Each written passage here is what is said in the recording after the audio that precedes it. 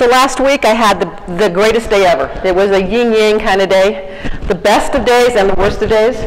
It started out like this. Perfect class. You know, the kind of class that we all thought we were going to have all of our career?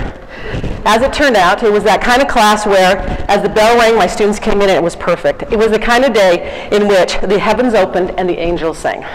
So we started out. I said, okay guys, let's get to, and realized that they were all ready to go. So we had, every kid had their homework. Honestly, every kid had their homework done. They all had the pencils, the pens, they had everything there. They were the perfect class.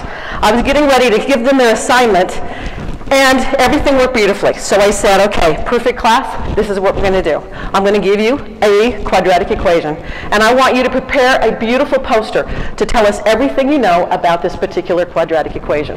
So they all got one, they got their poster going, and before I actually had a chance to take a breath, they were already working. They were working hard, they were talking about math, and then we got their posters up, and they're perfect posters. And yes, I did screw up, that one is not a quadratic. But anyway, so there were these perfect posters, and we started talking. Before I could ask the perfect questions that I already created for this class, they were already saying to me, oh, you mean you put the negative in front of the x squared and suddenly it reflects over the x-axis? I didn't even have to use my questions.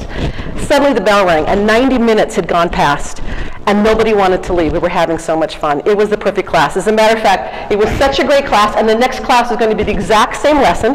I was so prepared that if I tweeted, this is what I would tweet. So the next class comes along, I am so pumped, I'm so ready. It's going to be perfect.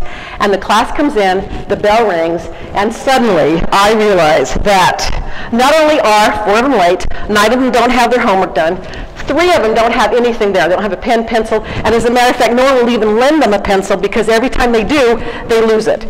So I'm sitting here running around trying to get these kids, and yes, I lost 2 pencils that day. So as I started working with the kids, I was just taking 10 minutes just to get them started doing what they were supposed to do, just get them in the seats and ready to go. So then I finally got them settled down, and it was time for me to give them, and I gave them the exact same lesson with the exact same instructions, and guess what happened? Nothing. So I went around from team to team to team trying to get them to do something, trying to get them going.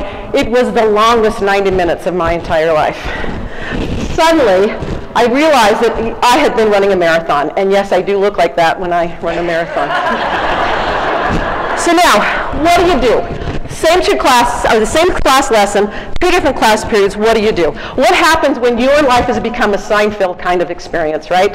Okay, so now, what am I doing? So I finally get them to where they go. We pull up the other posters from the other class, and suddenly I start asking the questions. I cajole them, I amuse them, I beat them, I abuse them, until finally I have them in the palm of my hand. And right now, I'm about ready to say the perfect thing to make all clarity come to mind, and will you please excuse the following students? Half of them were in my class. So what do? Everything's going wrong. You know what I do? Serenity Now! That's what I do. And I'd like you to try that because it honestly makes me feel better and it helps when I'm dealing with my husband. So everyone, would you please, we look up to the sky, we shake our hands, and we say, Serenity Now! Exactly. You feel better, don't you? So, what happens? So here's my 31 years of teaching experience to give to you. This is all I have to offer after this many years.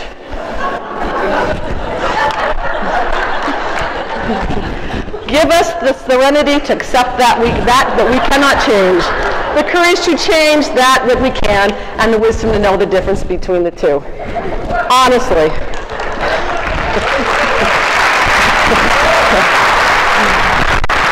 I believe there are 3 things that I have control of in my classroom.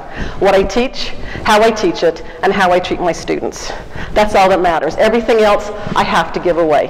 Now, I don't really believe it's a bulleted list like this. I believe it's kind of a feedback loop.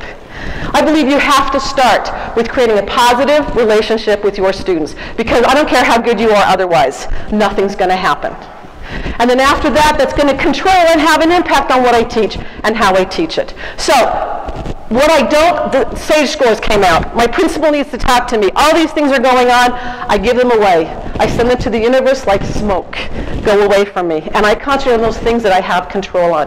And that's all that really matters. So as I come to the sunset of my career, I offer you the permission to work on those things you can control, give away those things that you cannot, and don't worry about those things, and Serenity Now.